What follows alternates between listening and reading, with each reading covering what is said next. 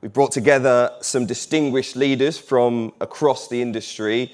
So please, welcome to the stage. We'll begin with Stephen Lyle, Lead Executive at BBC Sport. Lyle. Shaun Custis, the Head of Sport at The Sun. Shelley Bishton, the Head of Creative Diversity here at News UK. And Jonathan Licht, the Managing Director at Sky Sports. Hi, Shelley. Sorry, could have anticipated that, I guess. Yes, get comfortable. Pour yourself a drink. It's just water, honestly. Shame. Thank you, Leon, once again for the information, the research that's been done by BComs. I think we'll spend some of our time looking at that. Jonathan, I wanted to start with you in terms of just your initial reaction to some of those findings. Like I say, there were positives. There's also clearly some work to do. Yeah. This is my first conference, but I know it's not yours, and I had a look back at some of the research that you've issued in previous years. I think you started in 2016 looking, so you can see some progress in representation. I think when you add the context and you start talking about fair representation, I think it's very clear that there's a long way to go. Fantastic you talk at the end there about other elements of progress, people rightly being recognised. So, look, plenty of work to do. That's what we're here to talk about, and that's what we're committed to. So yes, signs of progress, but not necessarily what everyone would be looking for. Certainly not what we're looking for at Sky Sports yet. What are you looking for at Sky Sports? Well, we're looking for more. We're looking to be part of something very positive and moving forward. I hope we get to talk a little bit about how we've demonstrated that, particularly over the last few years. As we get through the panel. Okay, well, I don't want to take it all. We've got a lot of people here. I'll come to them, don't worry. Okay, so what do you want me to talk about specifically? About what we've been up to over the last couple of years? Go ahead. Okay, well, look, I had a flashback when Jeanette mentioned that we got the letter from BComs as other broadcasts and other media would. I think what's been very clear from Sky is that we've made a significant financial commitment in the wake of the murder of George Floyd. That's £30 million that we've committed over 3 years. We're in year 2 of that. There's been a real focus about how we're spending that money. It's about representation and looking at that at all levels. It's about the partnerships and about using our platform and using our voice. And it's all about going into communities that have been underserved and trying to be part of a positive change. Sky Sports, of course, within that is leading. There's a job for us to do within Sky Sports, how we face out to the industry, and then also what we're doing internally. And that's obviously a big part of what we're doing. So look, there's lots that I could talk about, and I sense I'm going to get the chance. I look forward to that, so thank you. Yeah, hopefully we can help you with some suggestions along the way as well. Stephen, I wanted to come to you next. In terms of the progress that we're making in the industry when it comes to diversity and inclusion, representation, how big are the positives and the wins that we've just heard about for you?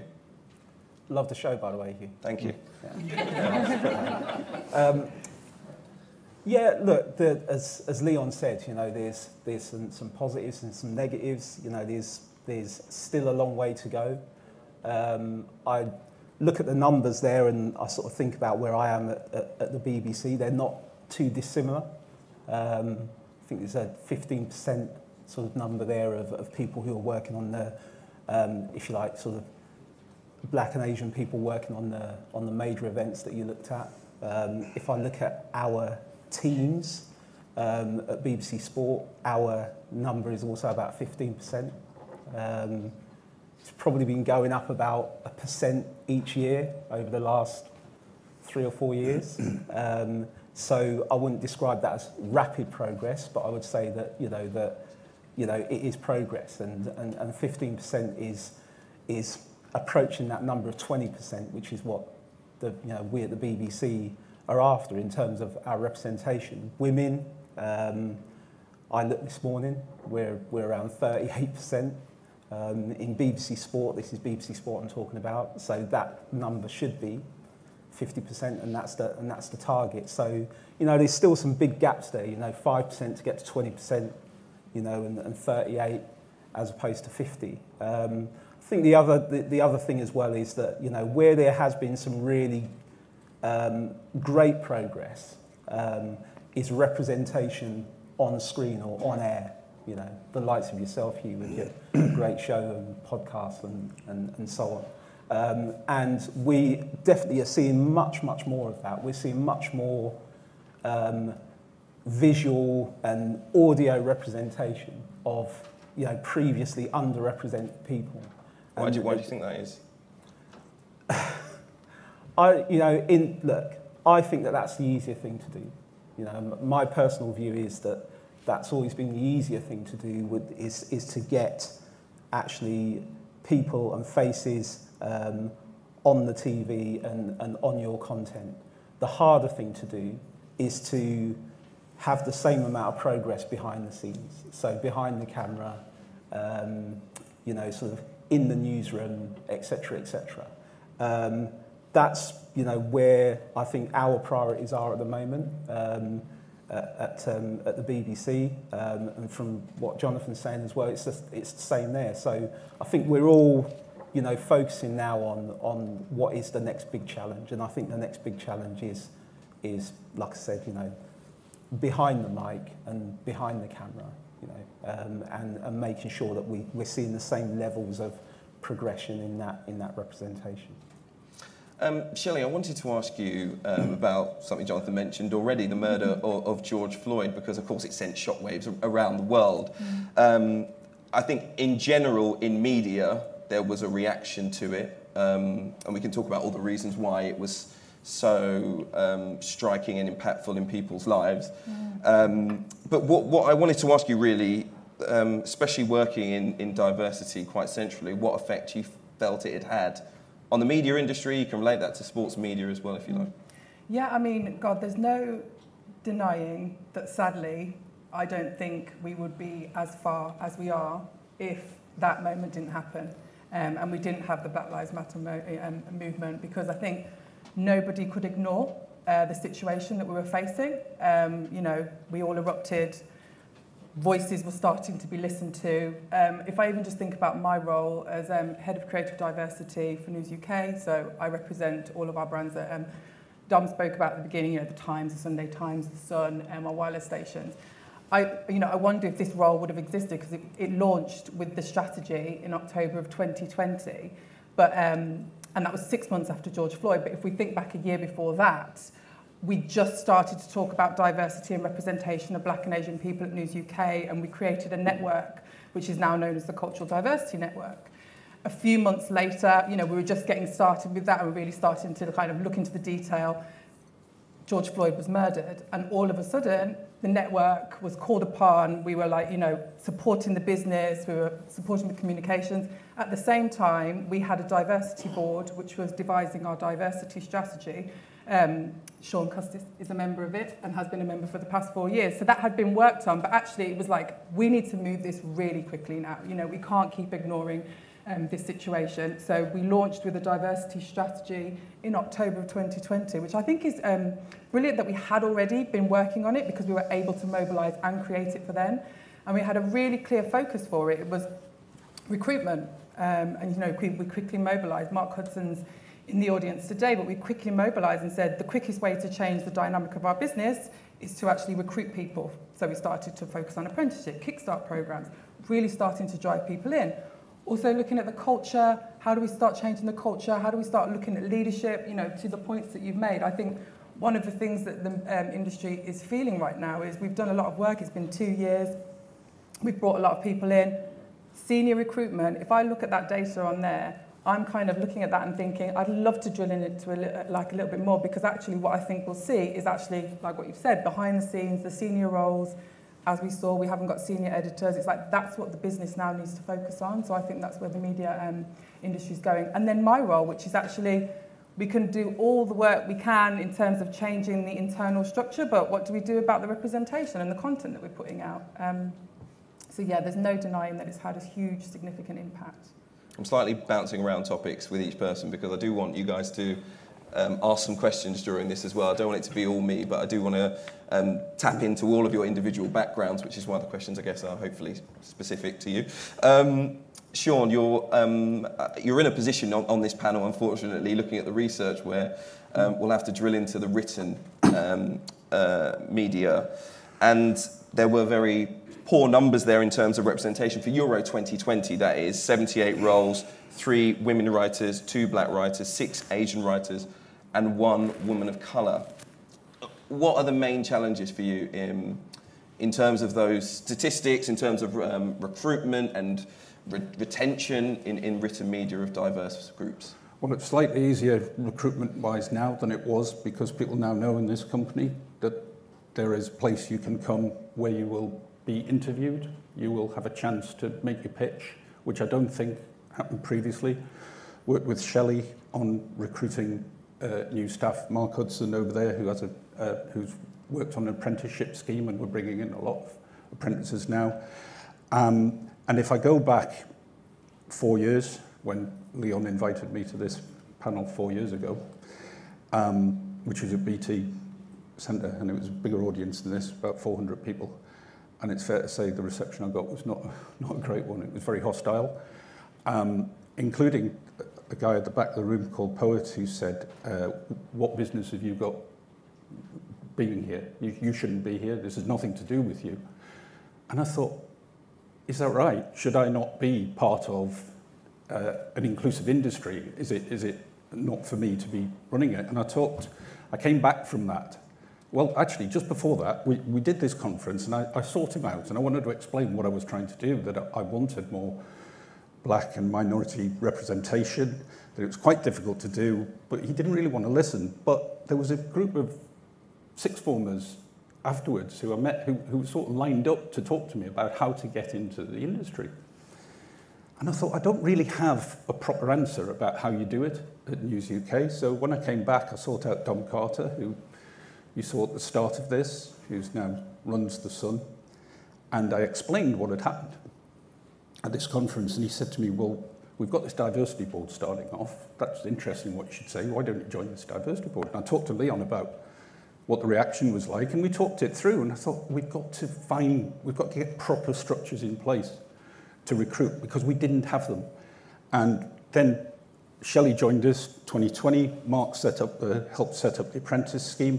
Dominic's been very proactive in making sure all creeds, colours get a representation in interviews. And we, in The Sun, on Sun Sport, yes, progress has been slow, but we have started recruiting very, very talented women, minority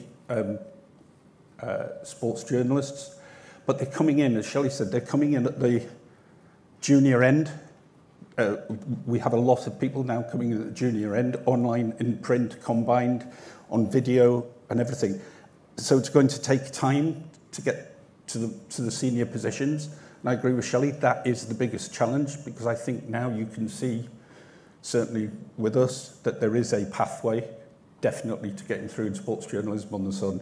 I think any of the staff who work for us now, Sandra, Isabel, Aaron, Hugh, who's the back there, who's my picture editor, would say there is a clear pathway for people to get on at The Sun. Just generally speaking, not just here, there were, I think, specific issues there around female representation in the written press. What do you think the issues are, and what's causing them? Some is that you don't get that many female coming to us to be sports reporters, not many. Have they got the role models? You would say that's always the problem, isn't it? But I think we are getting them now. I think in Isabel and Sandra, who've got two very different backstories. Isabel Young came in on the first Vicky Orvis scholarship, straight out of college. Sandra, a mum who changed her career from working in the background at television to joining us as a women's football reporter.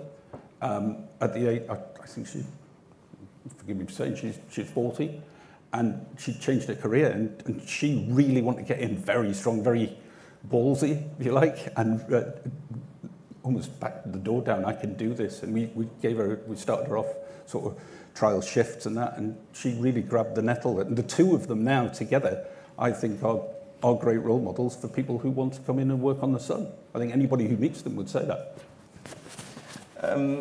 Stephen, I'll come back to you just on the recruitment and the retaining of staff. Obviously, the BBC is a huge organisation. I think many people feel it has quite a specific responsibility within media generally, given its position how do you bring in people? I think you've mentioned it a little bit already, but in terms of that retention, which has been an issue, you know, which Shaun's talking about, getting people further up the scale and into executive positions, you're there yourself. What is it like at the BBC? What are you guys doing in terms of getting people further up and keeping them? I think that's important. I mean, well, first of all, the BBC does have a responsibility. There's no question about that. There is a lot of work going on. You know, there's a lot of work going on with BBC Sport up in Salford. First and foremost, outreach. So, you know, you can't wait for people to come to you. You have to go out to those people and to communities and to young people in particular. Sharjan's here today, actually, who you know, sort of runs a lot of our outreach programs, which, you know, as I said, we are just actively looking to bring people into the building and to see how the job is done and to see that it's a place for them. The BBC Sport is doing runs various programs which you may have heard of, like things like Young Reporter, which is going to be up and running again in earnest with the Women's Euros beginning tomorrow, which is, you know, gives young people, you know, sort of some hands-on experience. Young Manchester, which is something that we're doing in conjunction with a lot of the community organisations that are already based up in Manchester.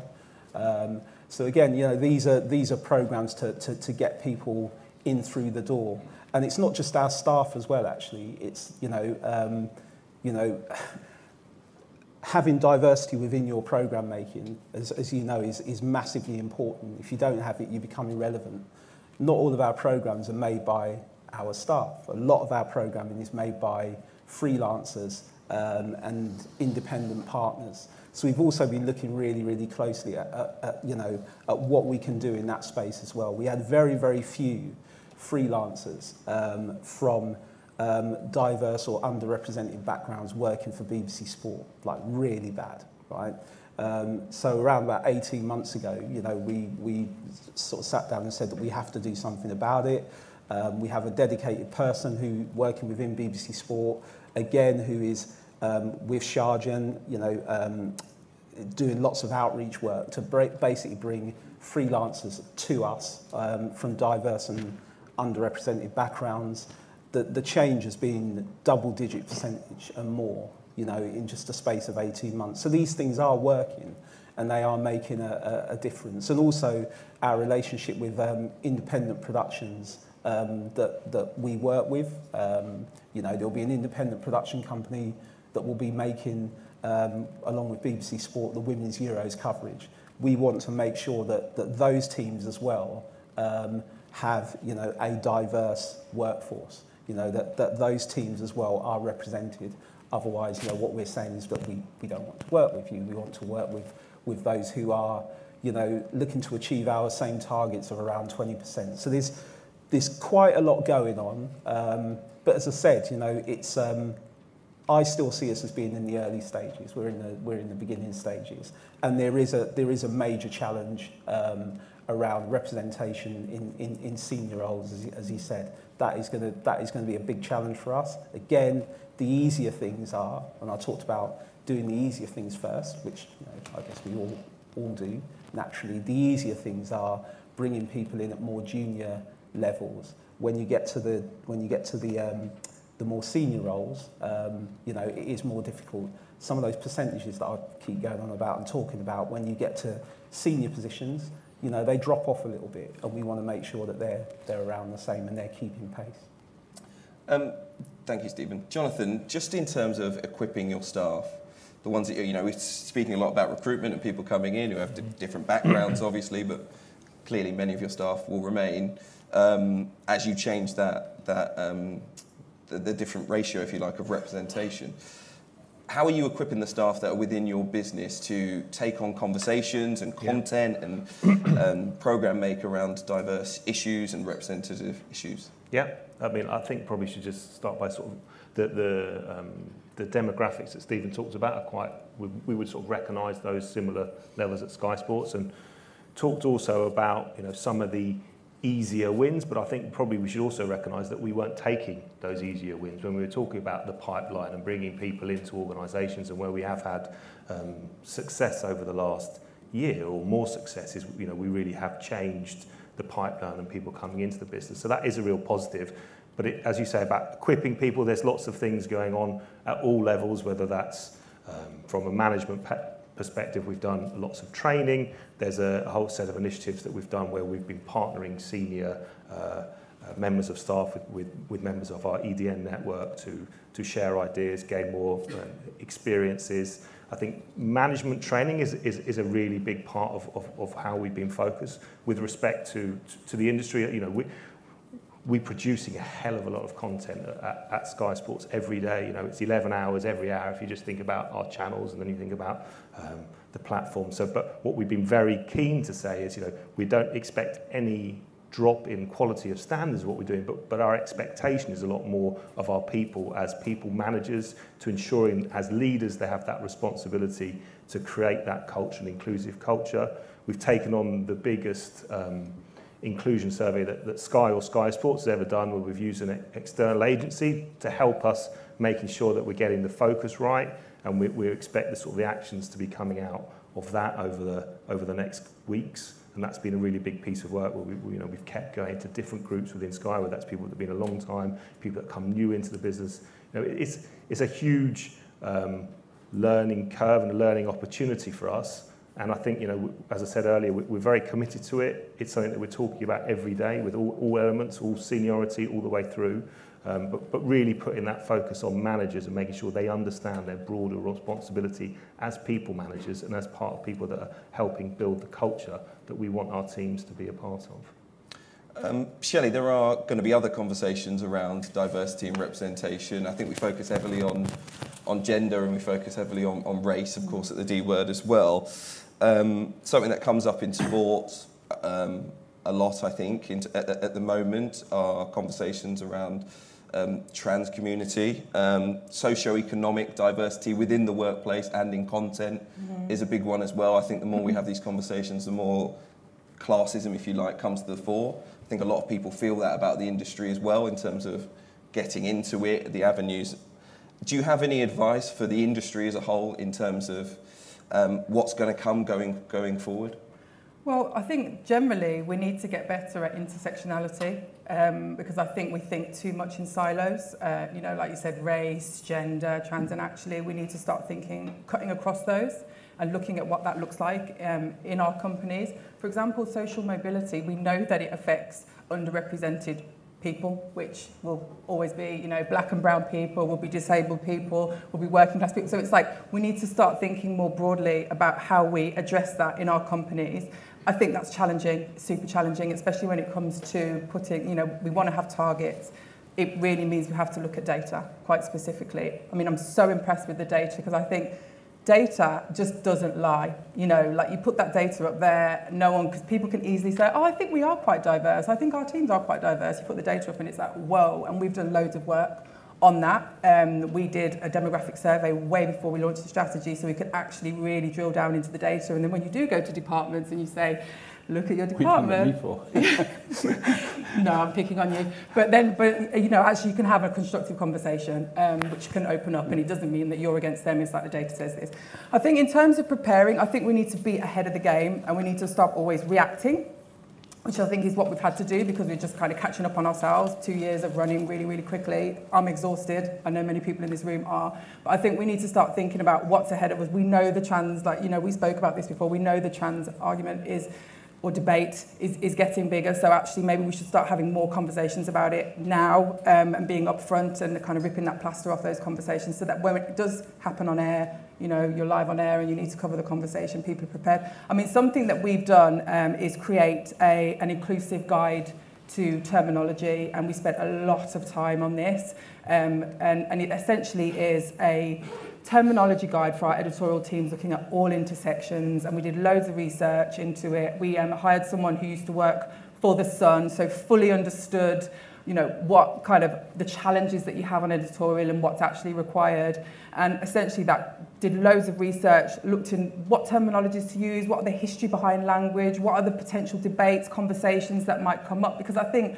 we all just need to be really equipped. This conversation isn't going to go away. As you say, it's only going to grow bigger and bigger, and there's going to be other things that keep evolving from it. So I think being prepared, having upfront conversations, we're constantly having conversations in our business, and having, like I say, we've got a diversity board, which is really important actually, because you can go to a group of people who are from around the business in all different areas, who all have different objectives and focuses, but actually we all come together and we can talk about issues and we can hear everyone's different perspectives on it and how it impacts their departments.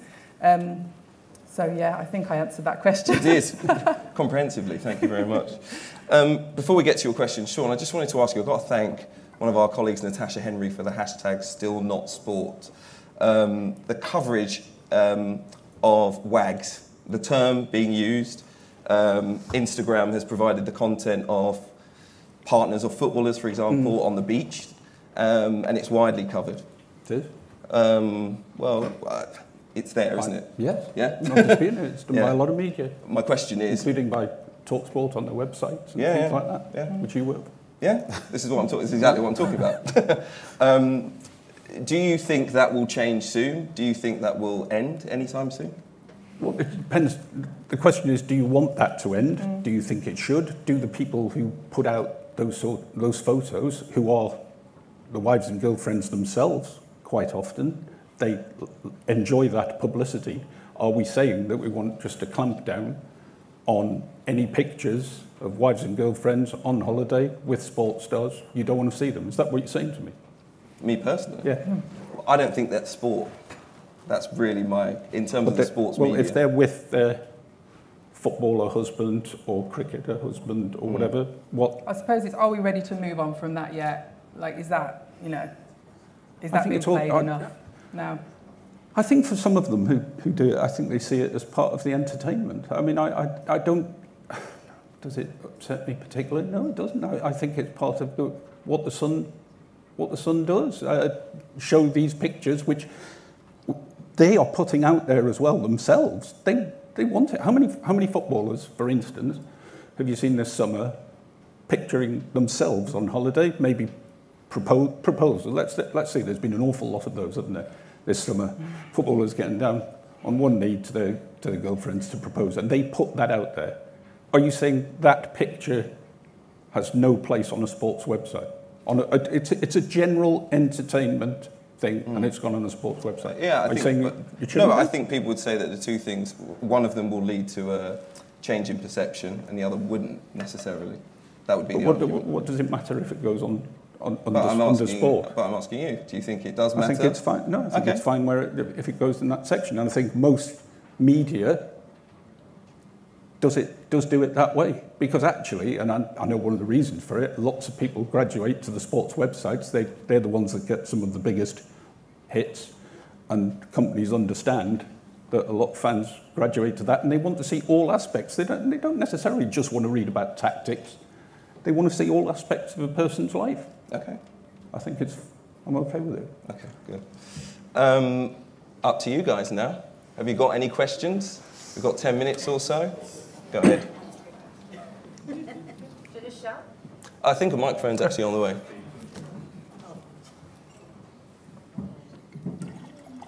Thank you. So I just wondered, as far as leadership changes, because a lot of these organisations where you don't see a lot of diversity right now have had systemic issues where you've had the layer at the top that has maintained the status quo and is heavily invested in maintaining that status quo.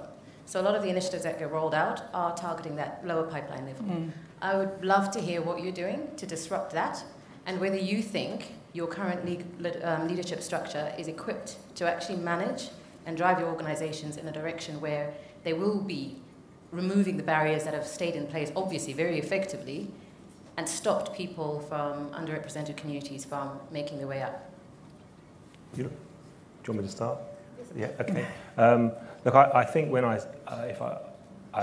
don't think I wanted to say that the initiatives were targeted at the lower end. I think there's probably been more progress in terms of pipeline entry, and I think we absolutely acknowledge that there hasn't been the same change at the most senior levels with an organisation like Sky. I think if you take Sky Sports, it's quite different from Sky. There would be probably more different divisions, different parts of the business where there's probably been more progress on diversity, certainly more women in leadership in different parts of Sky. So that has been a big focus and a big initiative for a long time.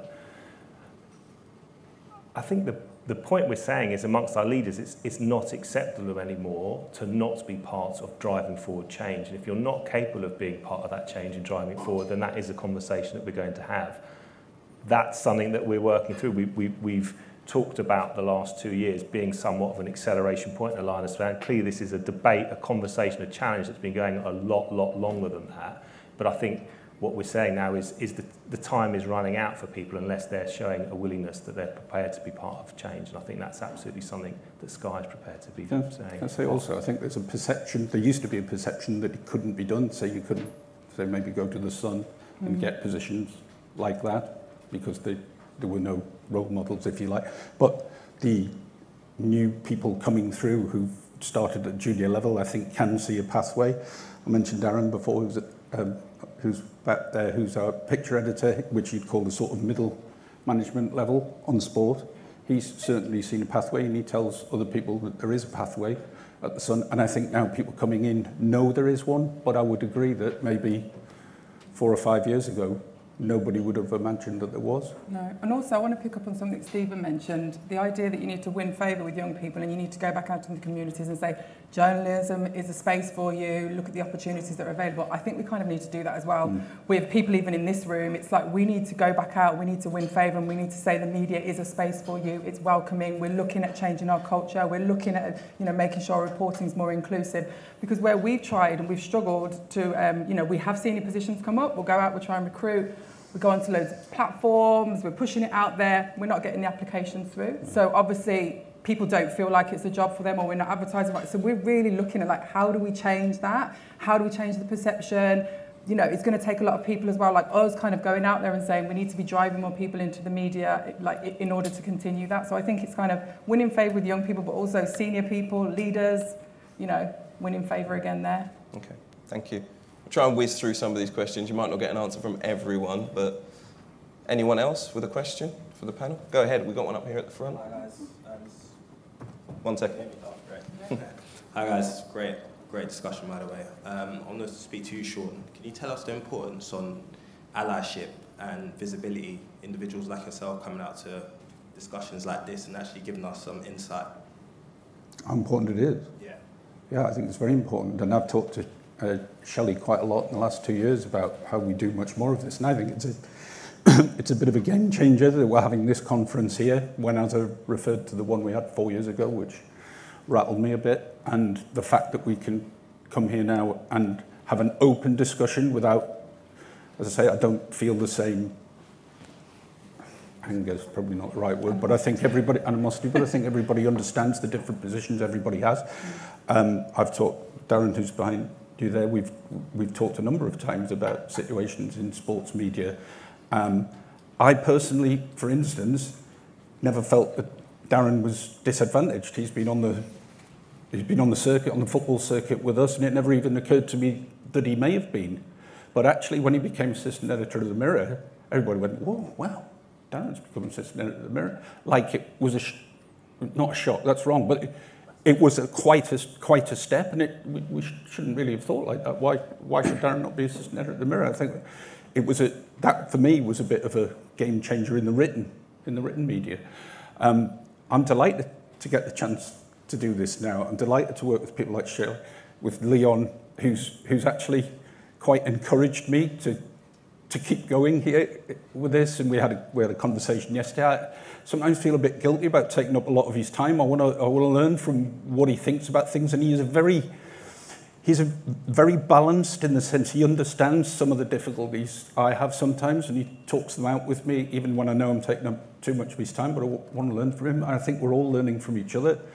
And I actually think there is a lot of progress. Everybody says there's a lot more work to do. Of course there is, but actually the progress I feel in the last few years in sports media has been pretty good, in media in general, actually. Got one up here at the front. Thanks. Thank you. Hi, thanks. My background is education and rugby, and I just want to follow on from that first excellent question. And it's great that the pathway is now in place to have greater diversity. But I see the same in education. I think there are enough skilled women and people of colour that can step into the senior leadership roles. Are we actually looking hard enough for those people? Steve? There's definitely been progress. So, you know, speaking for BBC Sport, there are, you know, there's been, I'd say, some significant progress in terms of people from different backgrounds in leadership positions, you know, where I'm working. But, you know, there's absolutely no doubt that, you know, I see this as you know, the next big challenge, in a sense. You know, particularly at the BBC. The BBC, you know, anyone who's sort of worked there, and there are a few here in the room, knows that the BBC has unique challenges. You know, being a very large institution is one. It's quite hard to move people on at the BBC, is another. And these are going to be challenges going forward to get more people into those senior positions. There has been progress. There is very much a clear pathway that I can see. You know, there are people who have gone into senior roles within BBC Sport. You know, absolutely 100% on merit, because they've been, you know, sort of doing other jobs and other roles and excelled at those, and have applied internally to senior roles as they've come up, and they've got them. So I think people can see that pathway internally within the organisation. But as I said, there are these, you know, with the organisation where I work, I would say there are, you know, some particular sort of unique challenges that we have to overcome and push forward with. There's one other thing actually I just want to say on this, because I was sort of thinking about sort of challenges that we face as an industry, sort of going forward, and the progress we've made, and, you know, and what else is out there that sort of might slow us down a bit. And I was on the train this morning coming down, and I was just sort of thinking, you know, it's really important that we as an industry just kind of hold the line, you know, to use that term, you know, sort of to stay steadfast, because as we make more progress, like more black and Asian people, for example, more women coming into more senior positions in places like the BBC, you know, the world that we live in at the moment, there are a lot of people, there is a growing, I don't know, is it a backlash after George Floyd a few years ago? I don't know if I'll go that far, but there are going to be those difficult moments coming up for all of us in this room, where there's going to be pressure with people sort of saying, you know, this word woke has been weaponized, for example, and so on. And we've got to ignore all of that, you know, because I think that is, you know, this is just a personal reflection, but I just think that that's a real challenge that we face, that we've got to hold the line with what we're doing, and build on this progress that we're making, and not get sort of pressurized or sidelined by, you know, maybe these sort of calls coming from the outside saying that, you know, we're going too far, etc. Just time for one more towards the back. Thank you. My name is Nelson Kumar. I work at BBC Sport. Steve knows me well, and it's fair to say I've known you for 20 years, Steve, and the last month's been pretty difficult for us because of the stuff around the Michael Vaughan situation. One of the things you said when you started this talking earlier was about getting more people of colour behind the scenes, you know, behind the camera and stuff. And when I think back to the Michael Vaughan situation, the BBC probably couldn't have done anything more to get rid of those people, or for those people to have a lack of confidence in leadership. So how can you say, or how would you say that they should have trust in leadership when you were part of a management team that allowed that situation with Michael Vaughan to destroy so much confidence in staff? And there's a follow-up question depending on your answer. I'm not sure if we will have time, but go on, Steve. Yeah. No, look, obviously that's been a really, really difficult situation. certainly the most difficult situation that I've ever had to deal with. And look, I think that for me, all I would say is that, you know, my priority is rebuilding trust. You know, where trust has broken down is rebuilding that trust with staff, trying to focus on, you know, some of what I think are quite a lot of positives that we've seen over the last 18 months, 2 years. You know, where mistakes have been made, or, you know, where errors of judgment have been made, or whatever, you know, it's about all of us acknowledging those and trying to move forward. All I would say is, you know, about, you know, any particular situation, you know, that one in particular or others, is that there is a kind of a steadfast belief in doing the right thing, and I'm always trying to sort of communicate that internally. You know, things aren't always easy, but as I said, we want to, you know, sort of, like I said, you know, if trust needs rebuilding, you know, then, you know, honestly, I'll be first in the line trying to do that, because that's all that I want to do. Just very quickly, very, very quickly. So I've already run over. The First Lady who spoke, who asked a question, talked about how can we have trust in the current leadership of these organisations to make the changes that are necessary.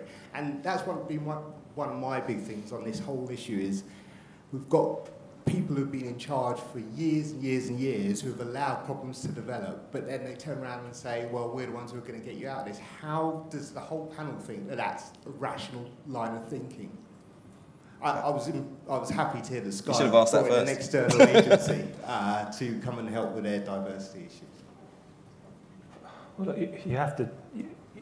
I've been at Sky a long time. I can't dispute that. I'm relatively new in the position that I have, and you have to judge us on what we're doing. And if that's not good enough, and we're not coming up to the mark, then people are going to make that call. So, you know, it's an interesting one though around accountability, isn't it? I think so many people doing what we do hope that there is accountability, want there to be accountability for organisations, for individuals as well. We talk about the progress that we want to make. Yeah. What happens if it doesn't happen, essentially? Well, look, I'm accountable to my boss as people will be here, and you know, he is very clear, and Dana Strong, who's the Group Chief Executive of Sky, is very clear about what their ambitions are, and will be held to account on that. I'm pretty clear on that. I believe more conversations like this, more conferences like this, more understanding. The more I learn, more I understand, the better decisions I think I make. Dealing with our diversity board, dealing with people like Shelley, as I say, I don't think she'd allow me to make the wrong decisions. The diversity board is key for us. It's definitely important, and it's definitely helped mobilise across the business. But also senior leadership, our exec. You know, we have to. Dom is on the exec, which, you know, we're very lucky to have Dominic Carter on the exec. But we go as a diversity team, and we present, you know, at least every quarter, and we talk about the progress we're making. We get feedback, and, you know, they are actually accountable. They feed into what we're doing. They are fully behind it and supporting it. I think it is imperative that you have the exec and senior leaders behind it. Another thing is targets. You know, we don't have strict targets in terms of we have to get to this, because of course we can't with the laws we have in this country, but we're saying this is what the makeup of our business is like. We want to get to 50-50 gender. We want to get to 80-20 ethnic minorities. So it's like giving people kind of progress, and like this is what we want to achieve. Yeah, I think it's continuous. Okay, I want to thank you all for giving up your time, coming here to speak to us so openly and honestly. Put your hands together for our opening panel. Stephen, Lyle, Shaun Custis, Shelley Bishton and Jonathan Licht.